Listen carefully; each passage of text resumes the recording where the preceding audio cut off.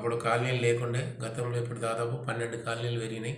కాలనీల వాళ్ళను కూడా దృష్టిలో పెట్టుకొని కూడా మేము పనిచేయడం జరిగింది. కొంతమందికి వాటర్ నల్ల కలెక్షన్లు కూడా ఇంటింటికి ఇవ్వడం జరిగింది. కొన్ని కాలనీలకు, ఇంకా కొన్ని కాలనీలకు ఇవ్వలేదు. కొన్ని ఇంకా అపార్ట్మెంట్లకు కూడా ఇవ్వలేదు. వారికి కూడా ఇస్తామని వాగ్దానం చేసినాం. మీ గ్రామ ప్రజలకు ఏం చెప్పదలుచుకున్నారు? మా గ్రామ ప్రజలకు ఇంకా చేయాలని, గ్రామంలో జాగా ఉంది, దాదాపు 8 ఎకరాల జాగా ఉన్నది. దాన్ని మా గ్రామ తరపున, యువకుల తరపున, గ్రామ పెద్దల తరపున, మా పాలవర్గం తరపున కూడా 10వ తరగతి వరకు మా గ్రామంలో పాఠశాల ఏర్పాటు చేయాలని మా కాంక్ష.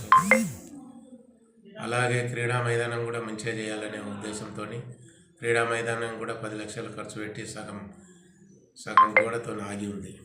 అలాగే ఇంకా కూడా ఇంకోటి park, children park green fund కింద తీసుకొని అది